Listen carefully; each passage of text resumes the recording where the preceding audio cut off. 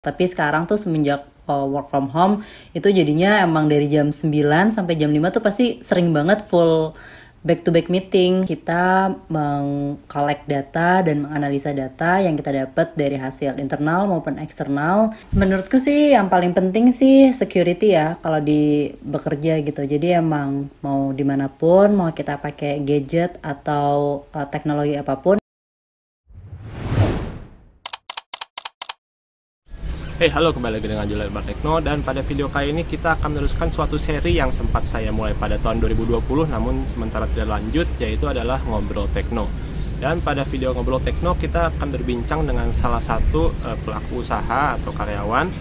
Kita akan mengetahui bagaimana kegiatan mereka sehari-hari, posisi mereka sebagai apa, lalu bagaimana teknologi itu bisa membantu mereka dalam bekerja sehari-harinya, serta yang tidak kalah penting adalah gadget-gadget pilihan mereka yang mereka percaya dapat melancarkan kegiatan mereka setiap harinya. Dan pada video kali ini kita kedatangan seorang tamu dari suatu startup aquaculture yang tentunya kalau namanya startup pasti menggunakan teknologi dong supaya bisa grow dengan sangat cepat di industri. Tanpa panjang lebar lagi, berikut adalah Ngobrol Tekno. Hai, perkenalkan semuanya, nama saya Wilma Zulianti. Saya seorang ibu rumah tangga, tapi saya juga bekerja di salah satu startup aquaculture di Kota Bandung sebagai Market Research and Market Intelligence Lead. Oke, kalau bisa jelasin sedikit nih sebenarnya Market Intelligence itu seperti apa sih tugasnya? Oke, jadi sebenarnya role-nya kalau Market Research dan Market Intelligence itu adalah gimana kita mengkolek data dan menganalisa data yang kita dapat dari hasil internal maupun eksternal, yang mana nanti hasilnya itu bisa kita kasih sebagai insight atau reference yang bisa dipakai untuk manajemen. Jadi harapannya semua decision making itu berdasarkan data dan berdasarkan insight di lapangan. Jadi kita, saya sama tim itu kerjanya kita ketemu sama customer kita, yang mana customer utama kita adalah pembudidaya ikan dan pembudidaya udang, dan kita cari insight sebenarnya apa yang mereka butuhkan yang nantinya supaya bisa kita provide dan bisa kita kasih ke solusinya untuk mereka. Kalau bicara soal data ini mengumpulkan banyak data itu kan artinya kita mau nggak mau selain dengan survei, lalu ke lapangan, lihat, ambil dokumentasi, lalu lihat warga sekitar, tentunya juga pasti banyak melibatkan ini dong, proses di komputer, lalu data analytics dan sebagainya. Nah, dalam kondisi saat ini kalau dari timnya Wilma itu, Wilma ada tim ya? Ya. Kalau dari timnya Wilma ini sekarang masih harus work from office itu, atau sudah bisa WFH semua dan secara bekerja itu nggak ada kendala atau bagaimana? Jadi kalau di timku itu sebenarnya sekarang kebijakannya masih setengah-setengah. Kita belum full work from office. Kita masih sebagian besar masih work from home, apalagi terkait PSBB yang kedua ini, PSBB juga dari pemerintah, tapi kita ada beberapa waktu yang kalau misalnya kita emang harus ke kantor, kita ke kantor juga sih. Kalau secara jam kerja kira-kira masih sama nggak, atau mungkin jadi lebih panjang dari biasanya, atau bagaimana tuh membatasi kita tuh bekerja dari jam segini sampai segini gitu loh? Karena kalau setengah-setengah gitu kan mungkin ada yang dia tuh berhenti di jam kantor, tapi ada juga yang mungkin karena kayak saya di rumah, jadi akhirnya dia kerjanya itu nggak sama jamnya gitu. Jujur jam kerjanya makin lebih full sih ya. Jadi biasanya kan emang kita ada waktu untuk commute kan, kayak 1 jam ke kantor. Tapi sekarang tuh semenjak work from home itu jadinya emang dari jam 9 sampai jam 5 tuh pasti sering banget full back to back meeting. Karena kan orang mungkin nganggapnya yaudah di rumah aja kan, jadi pasti ada waktu gitu. Sementara padahal kita di rumah juga sebenarnya lumayan butuh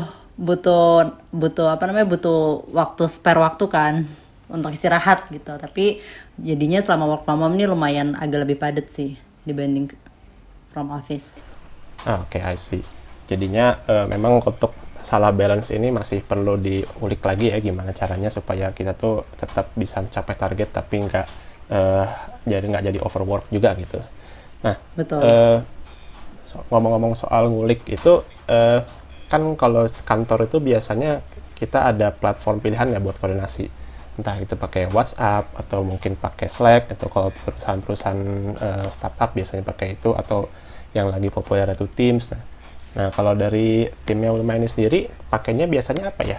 Jadi kalau channel komunikasi kita di kantor itu yang paling utama itu Slack, terus email kita pakai juga, sama baru WhatsApp sih, tapi WhatsApp lebih ke diskusi informal. Kalau sama tim member atau sama tim departemen kita pakai WhatsApp, tapi kalau untuk kerjaan, share dokumen, semuanya kebanyakan pakai Slack sama email. Dari pengalaman Wilma sendiri, kira-kira kalau koordinasi lebih suka sekarang itu pakai model online gitu atau lebih suka ketemu orang langsung gitu? Oh ya, tadi ada yang lupa sih, sama satu lagi kita pakai Trello juga Oh, Trello ya. untuk ya Kan itu. goals ya. Ya, betul. Terus kalau pertanyaan yang tadi lebih suka online atau offline, jujur plus minus sih. Jadi online lebih senengnya karena mungkin lebih efektif ya. Jadi em, ada beberapa hal yang sebenarnya efektif kalau misalnya dilakukan online. Tapi untuk beberapa hal lain kayak misalnya brainstorming itu kalau menurutku sih masih masih tetap idealnya masih tetap lebih efektif kalau misalnya offline. Jadi plus minus sih. Dua-duanya masih diperlukan sih. Oh gitu, jadi masih itu ya, masih ada plus minusnya dan sepertinya memang nggak bisa juga kita idealkan semuanya online dan idealkan semuanya offline. Setelah melewati lumayan panjang sesi work from home dan work from office ini, kira-kira apa yang kira-kira Bilma sadar misalnya dalam hal komunikasi itu, oh ternyata kita tuh nggak perlu rapat sebanyak itu loh, atau oh ternyata kita tuh model komunikasi misalnya dengan cara mungkin ngasih memo gitu satu kali email panjang habis itu dikirim dan tinggal kerjaan instruksi itu lebih efektif atau malah mungkin sebaliknya gimana? Jadi sebenarnya sebelum pandemi ini karena apa ya, saya juga kan sebelum di Evichery kan kerjanya di Gojek, di startup juga. Jadi emang kita lumayan terbiasa menerapkan sistem WFH, work from home tuh bukan sesuatu yang baru untuk saya sendiri sebenarnya. Jadi emang udah lumayan cukup bisa beradaptasi. Satu hal yang mungkin menurutku paling penting adalah meeting itu yang aku pelajari ya di Gojek adalah meeting tuh nggak terlalu efektif kalau misalnya terlalu banyak meeting gitu. Jadi emang kalau misalnya butuh decision maker yang lebih cepat, sebenarnya kita bisa langsung temuin gitu. Dan kalau misalnya kita mengurangi meeting itu kan orang-orang semakin banyak yang available kan, dan kita bisa nanyain mereka kapanpun. Sebenarnya itu sih. Jadi kayak pelajarannya adalah terlalu banyak meeting tuh juga sebenarnya nggak terlalu bagus gitu. Itu yang pertama. Yang kedua, mungkin setelah ada pandemi ini, setelah hampir nggak cuma di startup aja ya, kayaknya semua sektor, semua industri perusahaan tuh mulai menerapkan sistem work from home kan. Jadinya kita juga mau nggak mau harus bisa beradaptasi untuk komunikasi secara online. Jadi mungkin kedepannya selain yang saya pelajari selain work from home, mungkin kedepannya akan ada lagi nih work from anywhere gitu. Jadi bener-bener nggak cuma dari rumah, nggak cuma dari kantor, tapi bisa dari mana aja gitu. Kayak banyak teman-teman saya juga yang kerjanya dari luar kota atau misalnya dari kafe atau dari tempat-tempat yang emang mereka nyaman buat kerja gitu. Yang paling penting adalah ya komunikasi itu sih. Jadi kita harus selalu responsif. Kalau misalnya dibutuhkan ya kita cepat balesnya, cepat responnya. Itu sih menurutku yang paling penting. Soal ini ya mirip-mirip apa istilahnya digital nomad ya. Betul. Jadi orang yang digital bekerja nomad, dimanapun yes. yang penting dapat penghasilan gitu ya. Iya, iya. Itu nah ngomong-ngomong soal bekerja dimanapun, nah Wilma sendiri kan juga bekerja ya, bisa dibilang nggak cuma di kantor ataupun di rumah kan, pasti juga sesekali mungkin di kafe gitu, dimana Wilma itu mengandalkan peralatan sendiri untuk bekerja. Nah, mau tanya dong kalau Wilma sendiri laptop of choice itu apa sih gitu loh. Misalnya apa peralatan yang Wilma bisa percaya untuk bisa menuntaskan semua pekerjaannya Wilma. Oke, jadi sebenarnya kalau saya bukan orang yang terlalu tech savvy sih. Jadi emang peralatan buat bekerjanya so far masih mengandalkan laptop sama handphone. Laptopnya sendiri ada laptop dari kantor HP, tapi karena itu Windows, saya lebih prefer untuk pakai laptop pribadi sih. Jadi laptop pribadinya bukan Windows tapi Mac gitu ya? Ya OS. Oke, Mac OS. Udah berapa lama pakai Mac? Pakai MacBook sendiri sebenarnya udah dari kuliah deh kayaknya. Itu kayak laptop pertama yang saya beli. Terus abis itu terus sempat Windows, abis itu di kantor lama sempat ke MacBook Pro lagi, terus sekarang MacBook Air.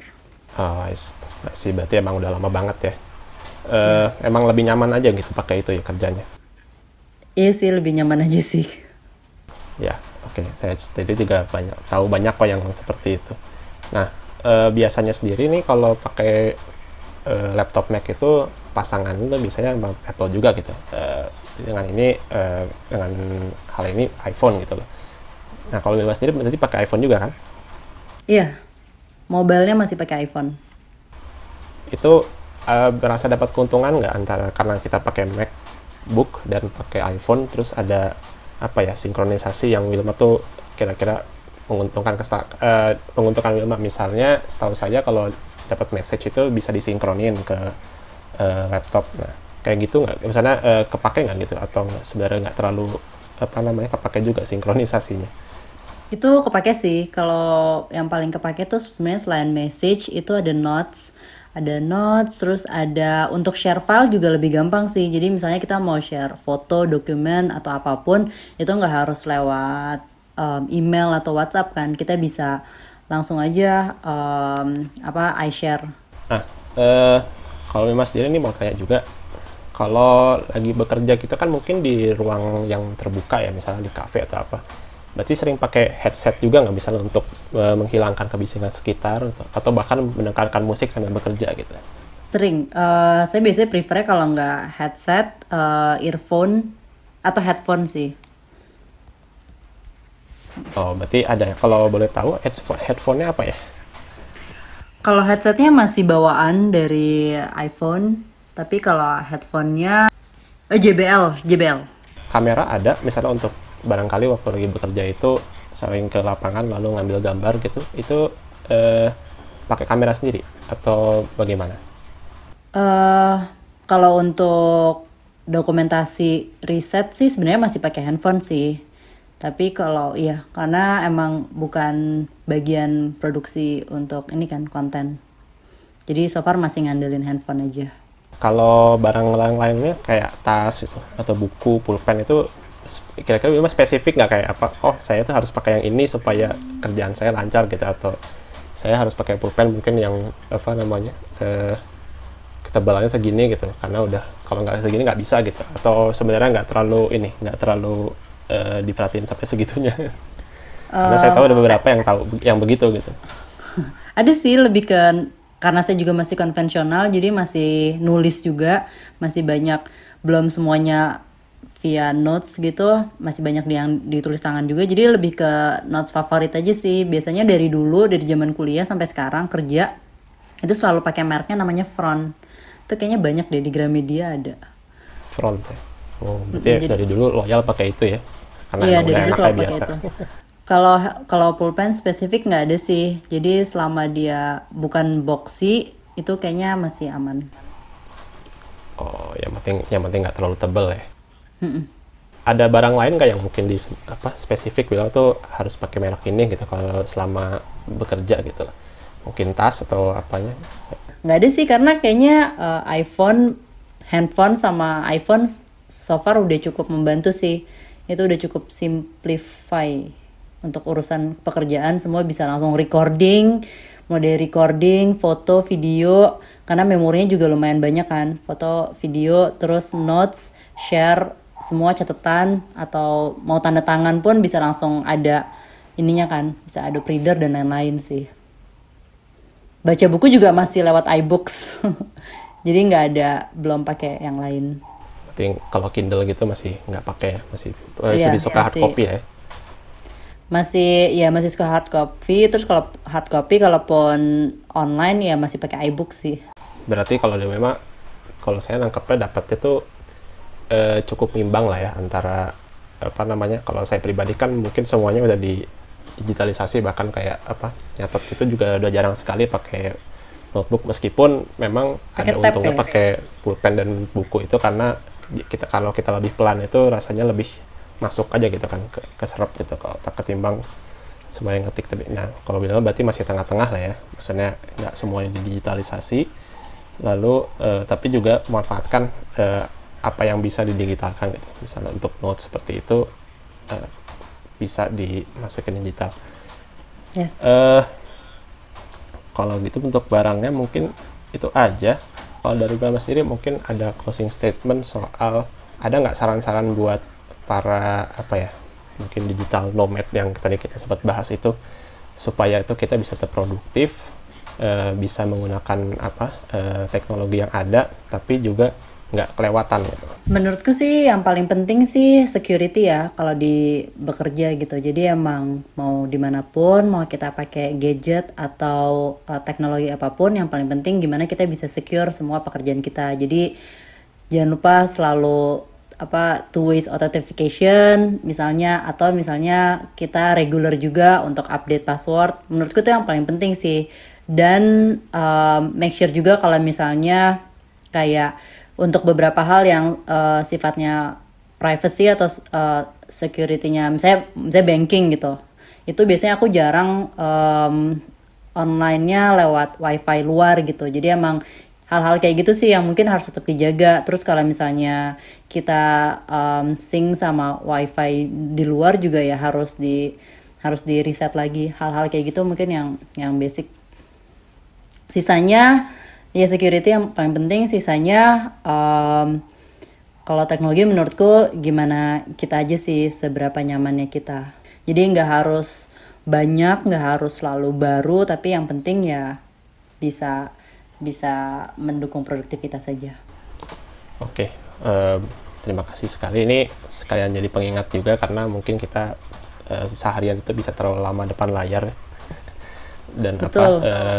hard copy dan barang-barang yang masih bersifat fisik itu masih bisa menjadi selingan, atau bahkan mungkin lebih utama lah ya, untuk menjaga kita juga nggak kelewatan dalam menggunakan teknologi. Dan tentunya tadi yang soal security itu dimana karena kita sangat mudah membagi data gitu lah, maka itu akan menjadi hal yang rentan, dimana kadang itu kita mungkin pakai password berkali-kali masih sama aja, bahkan untuk beberapa akun, beberapa sosmed itu semua sama, itu bisa dibilang bahaya. Betul. Oke deh, terima kasih Will sudah meluangkan waktu untuk berbagi. Saya cukupkan dulu. Semoga sukses ya di Terima Episode dan kasih. Gojeknya. Terima kasih.